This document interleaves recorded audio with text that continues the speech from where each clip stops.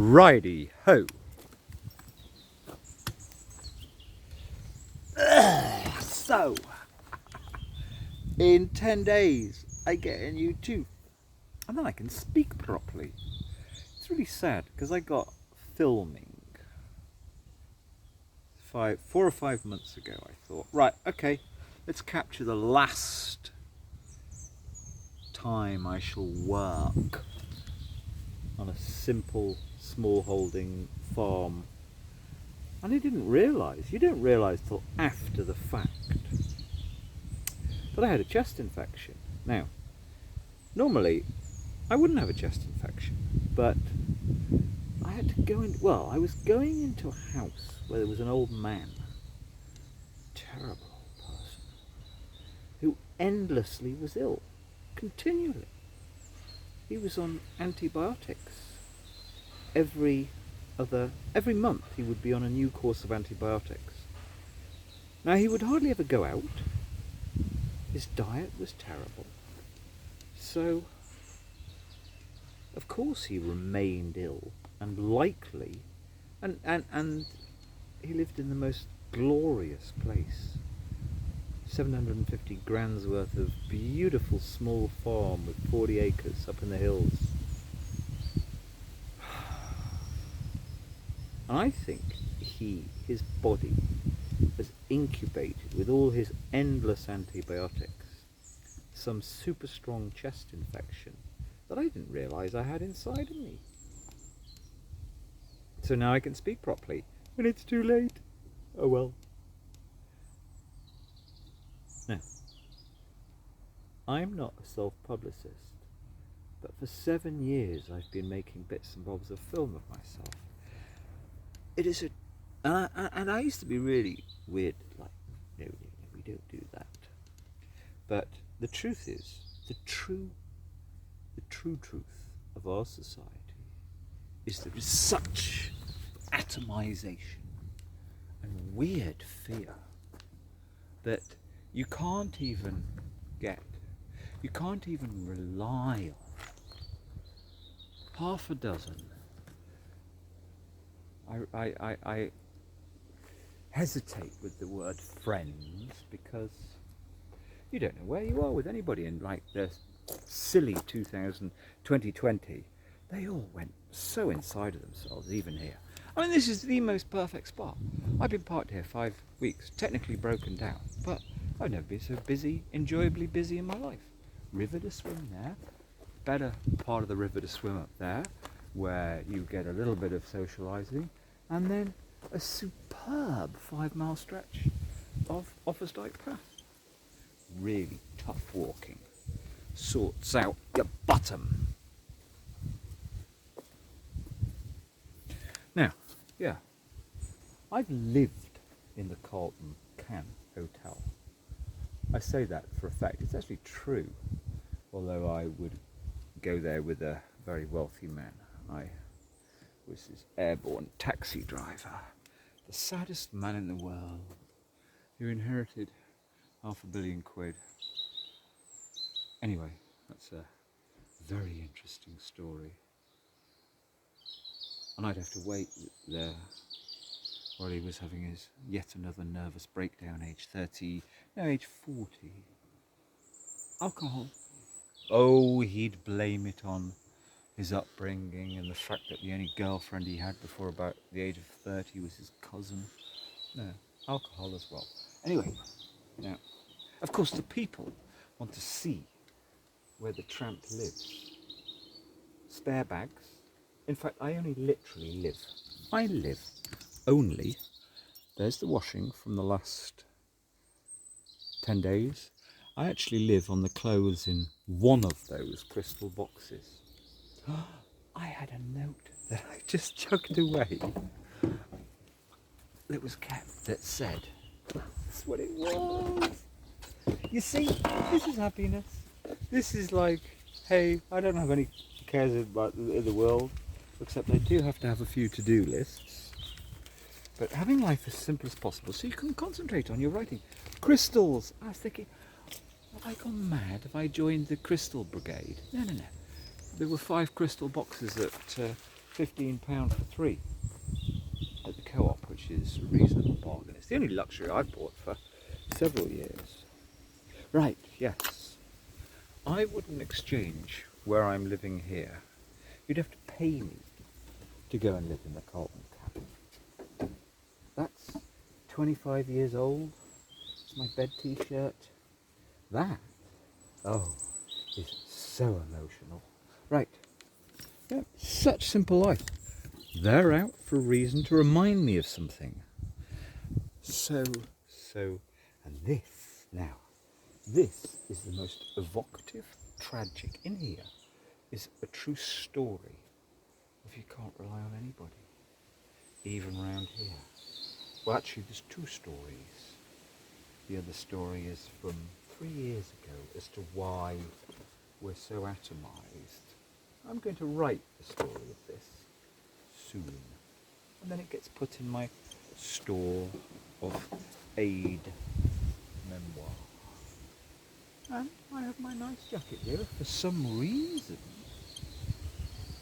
that's there to clean the van and open the back door lock, which is broken. And it's been broken for several years. Right. Keep it so simple. Now, why am I making a show-off video? Because it's not showing off. Our society, even around here, is so atomized and weird. One of my, I don't even know what she is, correspondents for 4 or 5 years. I've met her twice. The last year she messages me. I think that I frightened her off. No, I don't push her off. She says she wants to be a writer. But then, yesterday, yet again, about the 10th time in the last 9 months. I got time. She likes van people, although she's a bourgeois. I mean, I'm not a van person, but that's how I met her. She has 62 or 3, and seems to still enjoy poddling around in her van. And I spoke with her about the van that she had, and she said it was perfect, a bit bigger than this, for poodling around and sleeping in overnight, even though she's got a bourgeois existence. Yeah, I want her to be witness. Now, witness is a big word. It's what you want. If you've got a kid out there, out in the big wide world, who may well have deserted you, getting on with the young adult things, who knows what, but can't do anything about that.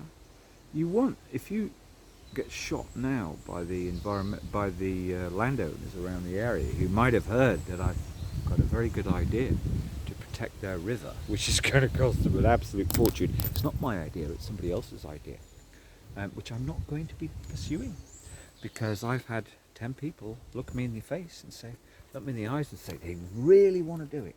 They think it's a really good, simple idea to piggyback on somebody else's scheme and do it in 5 locations in the area, in the region, 30-mile region. I only think it's circles of 30 miles. But I've suggested to half a dozen. It has to be a woman. It always goes wrong with a man. Too many men involved in environmentalism. Half a dozen women. You can be the symbolic middle person, and there's nothing to do really. It's just connecting and keeping an eye on certain connections. But nobody will do it. It's just no point. There is no meaning in life if nobody will just come forward and say, why not? They can have it on their CV. They can get advantage out of it. Because, anyway, no, I'm not going to go on about that now. So I developed the habit 7 years ago of turning the camera on, and more often just keeping a record of what's going on. Because you can't rely on anybody who, if you were to fall over dead, be shot, jokingly put it, they would be the witness, the person who would tell the tale to your descendant. That actually, the old chap was the only one who was always bright-eyed and bushy-tailed in the whole area for years, even through the depression years of 2016-17 Brexit. No. Tried to have intelligent conversations and develop. Anyway, I'm not going to go on about that because I've made all sorts of bits of video. But here's the point.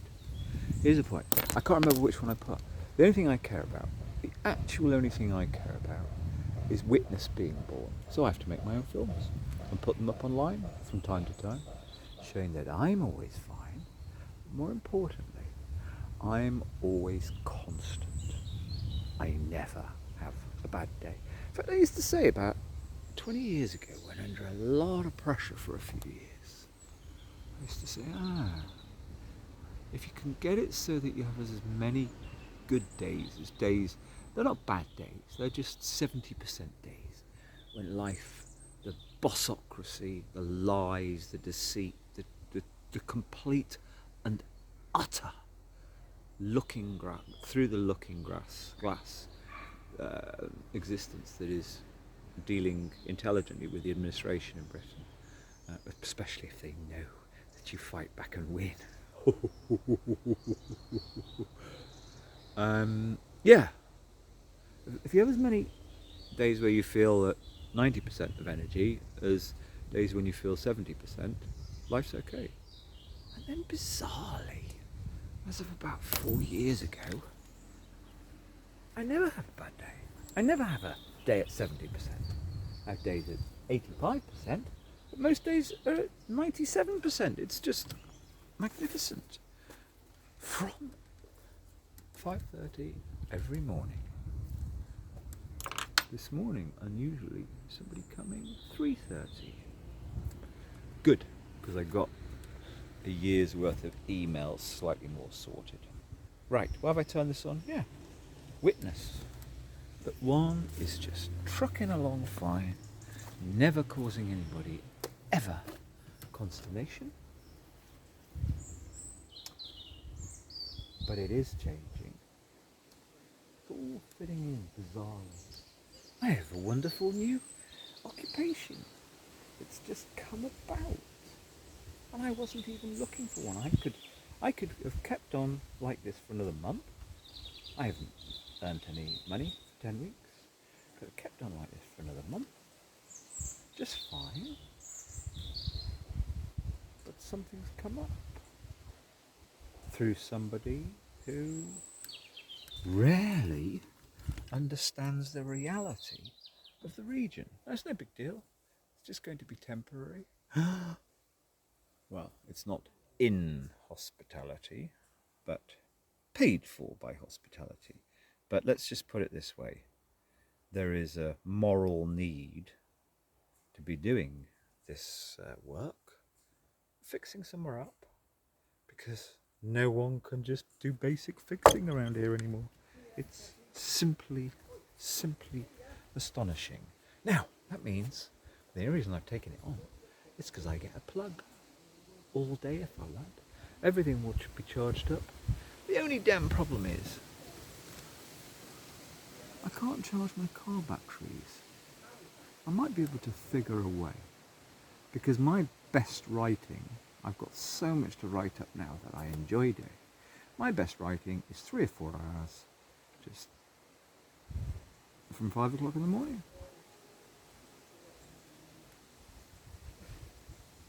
But I've only got an hour's battery on my laptop that I can write with.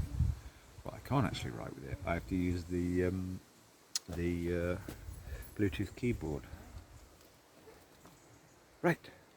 Is that why I turned my camera on? Yeah, just I know that I've got a fantastic chronicle of the reality of Britain. I mean, a bit of footage I took 10 days ago of somebody around here. And I don't normally do, in fact I very rarely do that. But anybody who would criticise me to see a mother drunk in front of her 8-year-old, now that's normal in Britain. But somebody with a position like hers, there's no hope. And it's not a one-off. There's no hope. So it's just about making money to leave.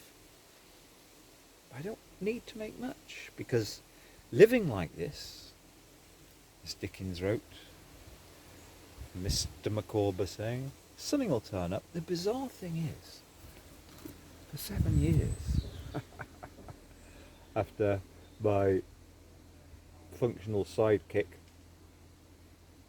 couldn't sidekick anymore, for 7 years things just keep turning up. When you're right, just so close to nothing, and being slightly stressed over nothing, things turn up. But it's actually good to have the little it's actually good. In fact, I miss it. I miss, thunderstorm. I miss having a week of, oh my God, I'm not going to be able to eat in 10 days. I actually miss it. It is so good. It really does center you. Now that plastic is left there to remind me when I go to do my little job in an hour, I've got to find some sand from somewhere, because a large organisation can't even manage to have somebody pick up some sand. But there we go. I'm not negative, sour. Oh, right, here we go. Right.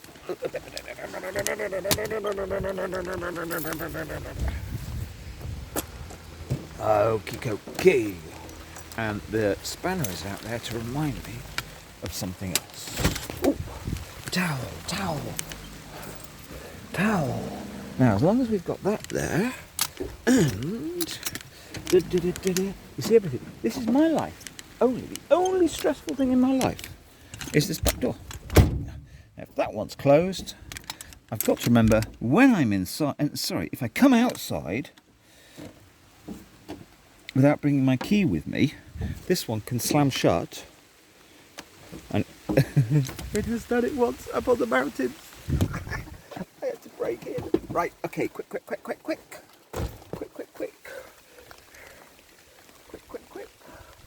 And tools. Okay. Oh, let's put you in there. Right. That's it. That's my life. Now I have a whole household in storage. I would be so happy if I just died now. Because nobody wants a fantastic library. And I asked several religious people if they would help me take, oops daisy, a huge amount of child's clothing to a single dad farmer. And you never hear back from anybody. There's no point having lived. Right, everything is so organised that I know exactly. Okay, that's that. In we go. It's wonderful having your whole life in literally a couple of bites. And a storeroom absolutely crammed to the rafters with 2,000 books. And anyway, I don't want anything to be any different. Except one thing. Somebody else would enjoy. Zen is an inadequate word. Somebody else would enjoy the true soulful lessons and existence of living. It's not living in the moment, it's just living without a need for anything to happen in the rest of the moments in the day. Sometimes some good things do happen. Everything happens. We've got plenty to truck on with. I mean, that sounds so pious. Yeah, I just turned the camera on. Well, I do wish to record interesting truths of rural societies, and I've recorded some interesting truths of city societies in the last 7 years. But also, if I keel over dead now, I need my descendant to see my eyes are bright. I don't have rings of worry ever around my eyes, and I'm always up from 5:30, and I'm full happy. 97% mode, particularly the last 3 months since I had, I don't want to talk about illness like everybody else. I wouldn't even dream going to the doctor. I thought, I got lung cancer. But no. Anyway, turn off. Yeah. Since this chest infection is finally clear, I feel just fantastic.